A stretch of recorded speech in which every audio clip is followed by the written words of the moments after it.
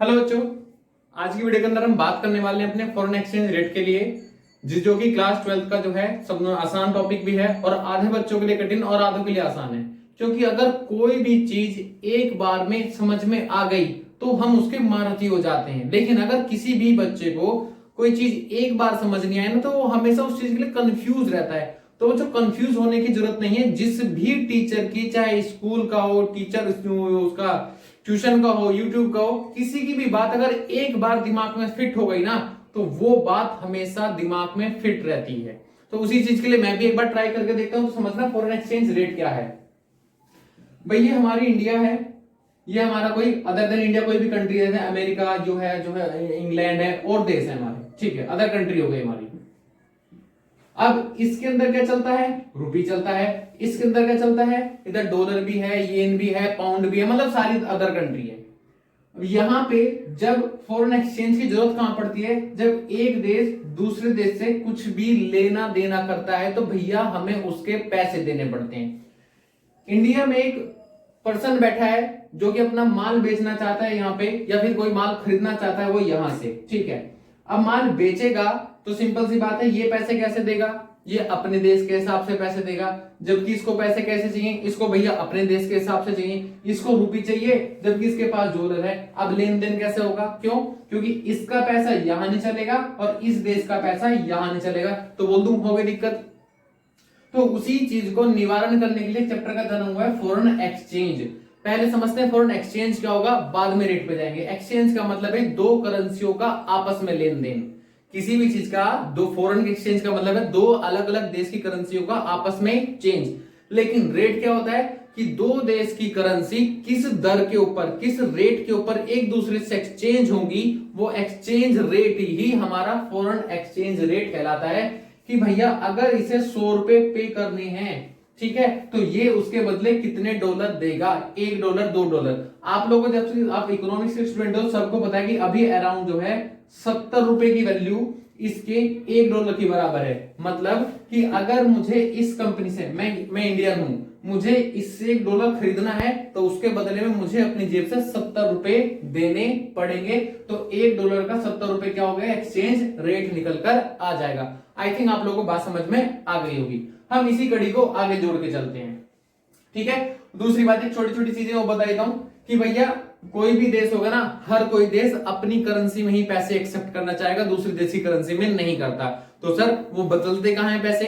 तो बच्चों जैसे कि इंडिया में आरबीआई है तो वो इस काम को बखूबी करता है, यानी कि आरबीआई, इसके यहां पे ना आरबीआई होगा तो आरबीआई क्या करेगा?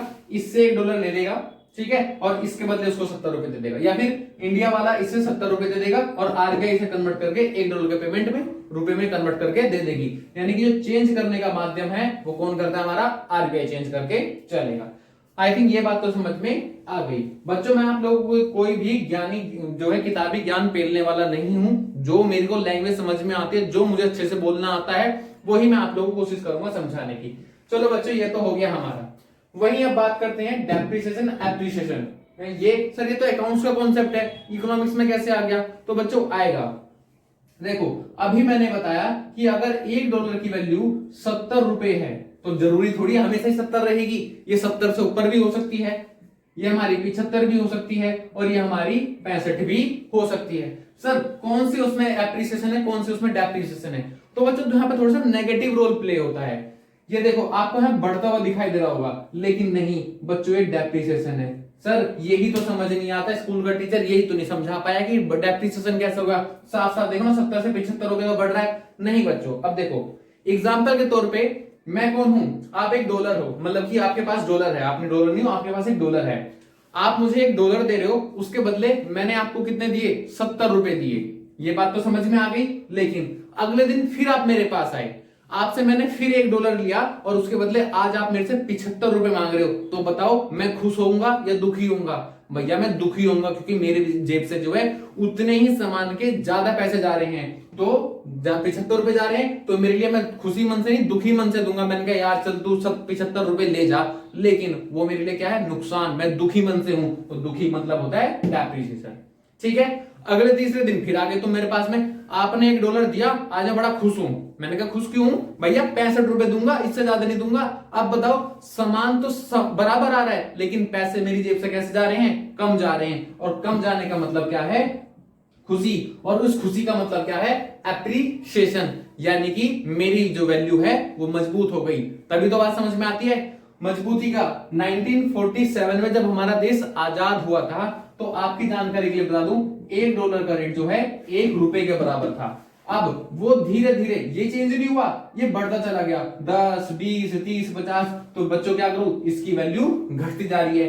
अगर इसकी क्वांटिटी बढ़ती है तो डेफिनेटली इसकी वैल्यू गिर गई, और अगर इसकी क्वांटिटी गिरती है तो इसका मतलब है रुपए की वैल्यू मजबूत हो गई comparison to dollar. I think ये बात भी आप लोगों को समझ में आ गई होगी। अब पेपर के अंदर क्वेश्चन आता है। पेपर के अंदर क्वेश्चन क्या क्या आता है भैया? डेप्रिसिएशन होगा तो इंपोर्ट पे क्या फर्क पड़ेगा, एक्सपोर्ट पे क्या फर्क पड़ेगा, तो वो चीज समझने वाली बात है। देखो कैसे कैसे होगा। सर वो तो ठीक है, आपने लिख दिया, हमें दिख भी रहा है, लेकिन एक्सप्लेन तो करो।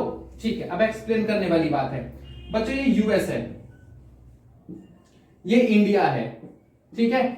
मेरी नजर से सोचना, मैं अब यूएस का पर्सन हूं, मेरे हाथ में क्या है? $, है, और यहां पे कौन है? माल बेचने वाला। इसकी जो रेट है ना वो गिर गया, इसका रेट क्या हुआ? वो गिर गया, यानी कि डेप्रिसिएशन में अब जो 70 से अब 75 हो गया, ठीक है। अब मैंने जब 75 की बात नहीं करते हम बात कर रहे हैं, मैंने इसे सामान खरीदना है मुझे, मैं इसके पास गया, मैंने कहा भैया $1 पकड़ और मेरे को सामान दे दे। इसने मुझे जो है 70 रुपए किलो चीनी थी, इसने मुझे 1 किलो 70 रुपए की चीनी दे दी। मैं बड़ा खुश हुआ, 70 रुपए की चीनी आ गई, तो $1 चला गया। चलो, अब डेप्रिसिएशन मतलब क्वांटिटी बढ़ गई। अब मैं $1 तो दूंगा, लेकिन आज मैं उससे 70 रुपए की नहीं 75 रुपए की चीनी लूंगा, जबकि मैं उसे केवल $1 ही पे कर रहा हूं। तो बोलूं मेरे पास सामान ज्यादा आ रहा है, इस देश का गुड्स है वो चीपर हो गया, सस्ता हो गया मेरे लिए, क्योंकि सेम चीज देके 70 के बजाय मैं 75 का सामान ले रहा हूं। मेरी जेब से तो $1 जा रहा है, लेकिन मेरी जेब के अंदर पहले के मुकाबले 70 के बजाय 75 रुपए का माल आ रहा है। बोलूं बहुत सस्ता हो गया। अब मैं अपने देश को छोड़ के, यानी कि यूएस अपने देश को छोड़ के सारा माल इंडिया से एक्सपोर्ट, भैया फटाफट भेज दे, फटाफट भेज दे, तेरे यहाँ का माल बड़ा सस्ता हो गया। तो ये क्या करेगा? इंडिया वाला भी क्या करेगा? भैया माल जा रहा है, जान दे जान दे जान दे। ये फटाफट क्या करेगा? इंडिया वाला क्या करेगा? भैया तू पैसे ले, माल ले जा मेरे पास से। तो ये एक्सपोर्ट को क्या कर देगा? बढ़ा देगा, क्योंकि ये खरीदने के लिए तैयार है और ये बेचने के लिए तैयार है। इस कारण से जो है इसका एक्सपोर्ट बढ़ जाएगा, ठीक है। एप्रिसिएशन की बात करते हैं। अब 60 से हो गया बच्चों 70। पहले $1 में जो है 70 रुपए का सामान खरीदता था, अभी $1 में उतने ही 60 रुपए का सामान खरीदेगा। बोलूं पैसे की जो डॉलर तो सारे जा रहे हैं, लेकिन जो सामान आ रहा है वो वैल्यू कम हो गई, 70 से 60 हो गई, गिर गई। इसका सामान बोल दूं महंगा बेचने लग गया इंडिया वाला माल। अब मैं यार बहुत महंगा माल बेच रहा है, यार माल सस्ता करो। ये कह रहा माल सस्ता नहीं होगा, तो सिंपल सी बात है, क्या मैं इससे माल खरीदना पसंद करूंगा? नहीं। अब ये तो माल नहीं खरीदेगा, अब ये क्या करेगा?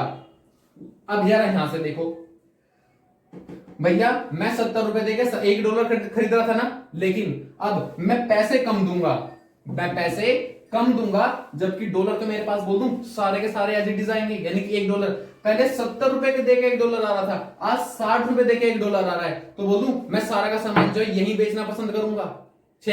समझना बच्चों, मैं सारा का सारा सामान क्या करूंगा? यहीं पे बेच दूंगा। तो बोल दूं मेरा इस वाली कंडीशन में इंपोर्ट बढ़ जाएगा और इस वाली कंडीशन में मेरा एक्सपोर्ट बढ़ जाएगा। तो ये बातें अगर समझ में इनकेस नहीं भी आती हैं बच्चों तो रट लो, क्योंकि 1 नंबर का क्वेश्चन जो है वो आप लोग के लिए आना तय है। अगर आप लोगों को मेरी बातें समझ में आई हो तो प्लीज आप लोग मेरे चैनल को सब्सक्राइब कर लेना और वीडियो को प्लीज प्लीज प्लीज लाइक करके जाना। सो आज के लिए thank you, tata bye bye, see. मिलते हैं नेक्स्ट वीडियो में इसी टॉपिक के अगले भाग में।